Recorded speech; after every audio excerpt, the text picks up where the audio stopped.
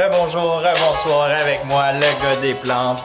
Aujourd'hui, on va parler d'un sujet quand même assez spécial, la Ketogenic Diet, donc Keto Diet pour ceux qui préfèrent le nom court si on veut. Donc la diète kétogénique, qui est une diète qui promouvoit le gras en fait avant tout le reste, donc avant les protéines, les glucides aussi également.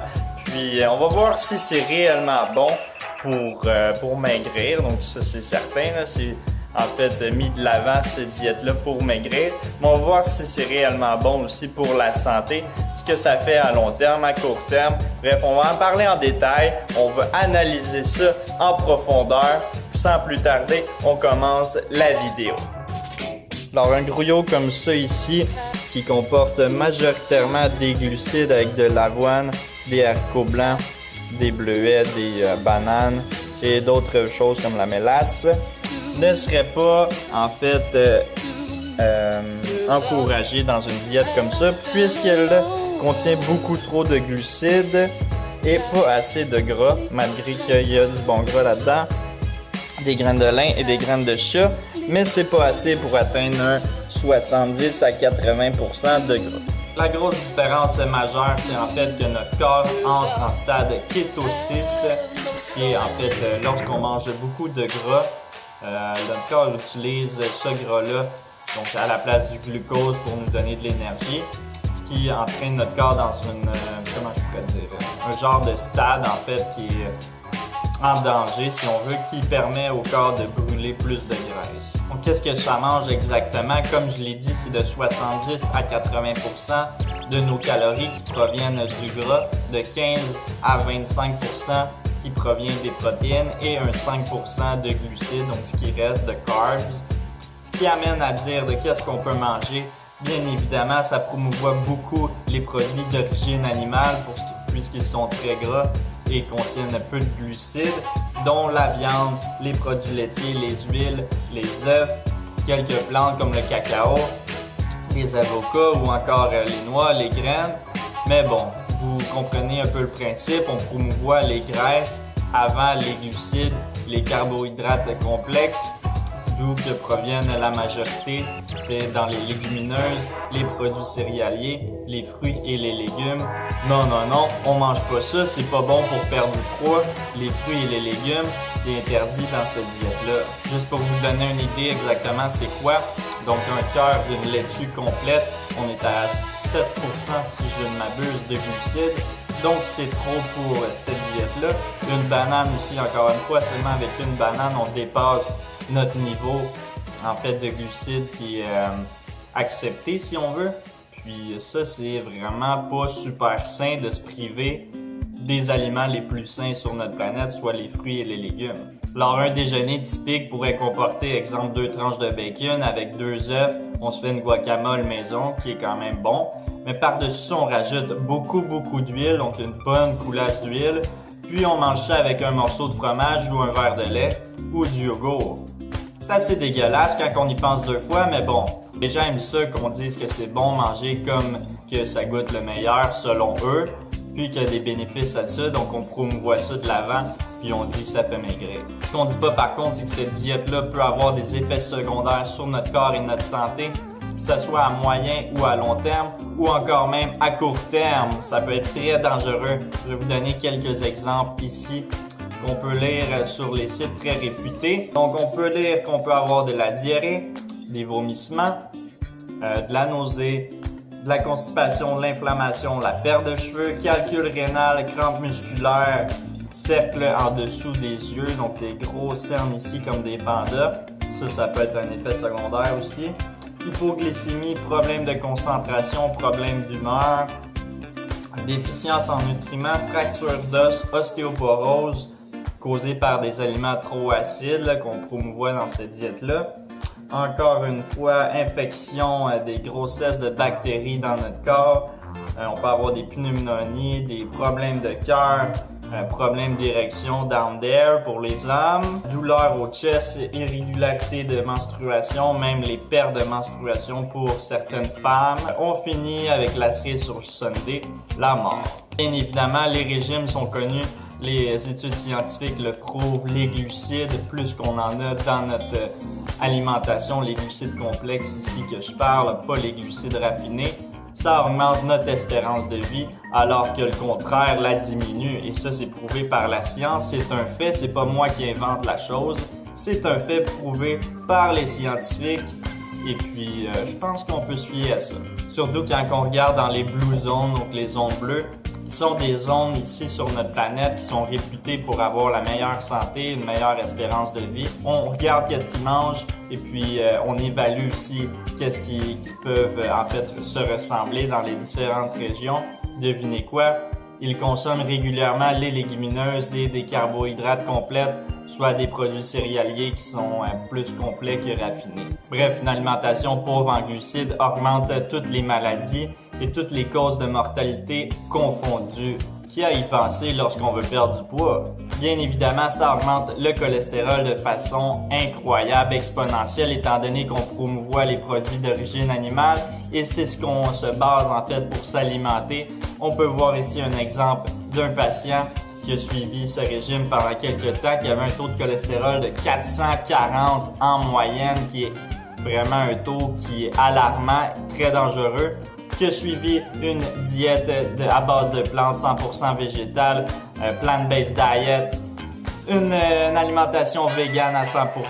Devinez quoi, après 5 semaines seulement, on était diminué son taux de cholestérol à 150 après seulement 5 semaines, je le répète, qui est le taux de cholestérol moyen, en fait parfait si on veut selon les scientifiques, en seulement 5 semaines avec un régime qui est vraiment majoritairement à 100% à base de plantes comparativement à le régime keto diet qui augmente le cholestérol exponentiellement. Donc c'est quasiment 2 fois et demi là, qui est vraiment incroyable, très très dangereux. Mais bon, tout n'est pas noir et tout n'est pas blanc. Ben oui, il y a des points positifs. Quoi? Ben perdre du poids, bien évidemment, ça fonctionne. C'est pour ça que c'est tant à la mode. Mais bon, souvent c'est de l'eau qu'on perd dans notre corps aussitôt qu'on remet les glucides dans notre alimentation. Notre eau, on la reprend si on veut, puis en fait c'est pas le poids qu'on a perdu, c'est vraiment de l'eau. La cause numéro 1, pourquoi les gens aiment ça. Numéro 2, ben c'est très bon selon eux au niveau gustatif. Donc avoir des repas qui sont très copieux, très gras, très riches en aliments d'origine animale.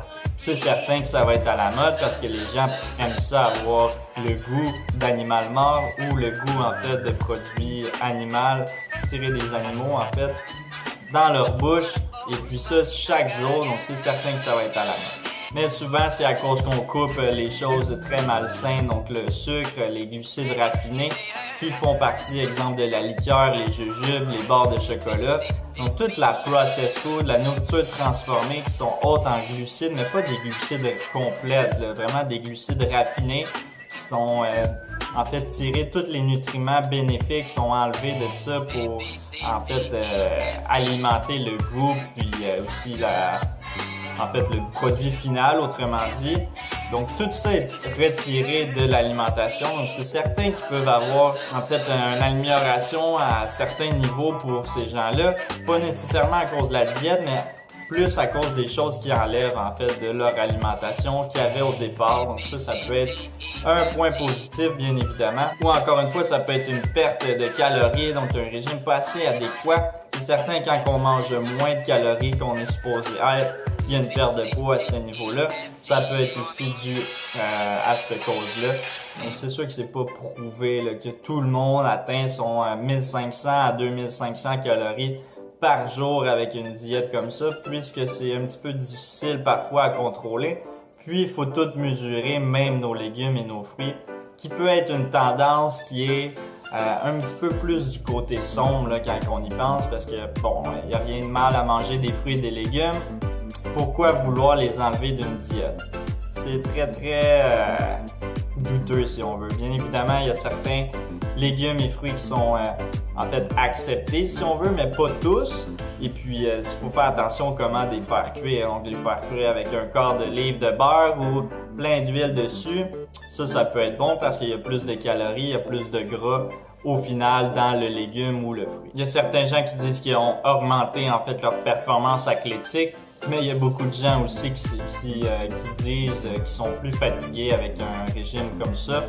Ça peut paraître à confusion, ça peut marcher pour certains, mais à long terme, c'est vraiment néfaste pour notre santé. Une grosse chose aussi qui a vraiment mis à la mode cette diète-là, c'est que ça pouvait améliorer certains patients qui étaient atteints de crise d'épilepsie, ça pouvait les diminuer. Donc ça, évidemment, c'est un problème physiologique qui alimente plus avec les glucides, donc avec les gras. Donc les cellules prennent un autre chemin qui peuvent en fait être différents du chemin qu'ils ont l'habitude de prendre, qui peut résulter à un résultat avec des crises d'épilepsie qui sont moins élevées que la normale. Mais bon, je veux dire, c'est pas tout le monde qui souffre de ça, puis c'est pas certifié à 100% qu'il va avoir un résultat bénéfique à ça. Et même s'il y en a un, faut pas oublier qu'il y a beaucoup d'effets secondaires, puis à long terme, c'est pas une diète qui est durable pour notre santé, et puis très santé aussi également, puisqu'on coupe beaucoup d'aliments qui sont les plus santé en fait sur notre planète. Est-ce que ça existe un régime keto vegan? Bien oui, évidemment, mais ça veut pas dire que vous allez pas avoir en fait les effets secondaires qu'on a liés au début de la vidéo, puisqu'on prend en considération qu'on élimine beaucoup d'aliments très denses en nutriments et très riches en antioxydants, si on veut, qui existent sur notre planète, dont les légumes verts, donc c'est-à-dire le kale, les salades, les épinards, la roquette, ou encore les baies comme les fraises, les bleuets, les mûres. Donc ça, on les élimine, on les contrôle, on les diminue au minimum avec un régime kétogénique ici. Puis ça, c'est très pas bon en fait à avoir comme optique, comme philosophie, puisque ce sont des aliments qui sont les plus denses et les plus riches, les plus santé en fait qui existent sur notre planète à ce jour. Donc dans les tops anti-cancéreux et puis avec plusieurs autres bénéfices là, qui sont prouvés encore une fois par la science, j'invente rien. Et puis je crois que en fait les éliminer de notre diète, de notre quotidien, peut être une chose qui est un petit peu absurde à faire. Ce qui m'amène au dernier point, donc c'est sûr que vu qu'on promouvoit les produits d'origine animale, ça favorise l'exploitation et le meurtre de plusieurs animaux, et ce par millions, donc on exponentielle vraiment ça comparativement à un régime qui est omnivore ou un régime végétalien, végétarien. Ça, c'est certain que c'est un effet très négatif pour les animaux, seulement pour perdre du poids. Donc ça, c'est quand même assez absurde quand on y pense. Et puis, bien évidemment, le régime keto aussi, puisqu'il incorpore plusieurs produits qui sont très élevés en termes d'empreinte écologique, pollue davantage qu'un produit qui est qu'une diète, excusez-moi, qui est classifiée de normale, omnivore, ou une diète encore une fois végétarienne ou végétalienne. Au niveau de l'environnement, il y a un gros coup qui est vraiment mis sur table. Puis je pense encore une fois que c'est quelque chose qui n'a pas assez de points positifs, excusez-moi, comparativement aux points négatifs, là. Puis ça, c'est à prendre en considération aussi, là. C'est pas juste une décision qui est personnelle, encore une fois, une diète, puisqu'elle affecte beaucoup d'autres êtres vivants sur notre planète, dont les animaux et dont les autres humains, en fait, qui vont souffrir de ces changements climatiques-là dû à votre alimentation. Donc, plus que ça pollue plus, bien évidemment, il y a des humains qui subissent ça là, malgré leur gré. Puis ça, c'est quelque chose qu'il faut garder en tête lorsqu'on se nourrit, parce que je pense que c'est très important au niveau personnel ici. Mais bon, je pense qu'il y a plusieurs d'entre vous qui nous écoutent qui sont d'accord avec ce que je dis. Alright, c'est ce qui fait pas mal le tour de mon vidéo. J'espère que vous avez apprécié. Si vous avez apprécié, un petit pouce pour me le faire savoir. Si vous voulez pas rater mon prochain contenu, juste à vous abonner. Vous pouvez partager aussi la vidéo avec vos amis, votre famille, votre entourage pour promouvoir mon message davantage. Faire grossir ma chaîne aussi en même temps. Ça va m'aider grandement, c'est toujours très apprécié. Je vous remercie 100 fois pour ceux qui me donnent leur support, et ce hebdomadairement. Et puis laissez-moi un commentaire si vous avez quelque chose à dire C'est aussi simple que ça, je vous retiens pas plus. Passez une belle journée les amis. Et puis n'oubliez pas, les animaux sont nos amis et on ne mange pas nos amis. Alright. Peace.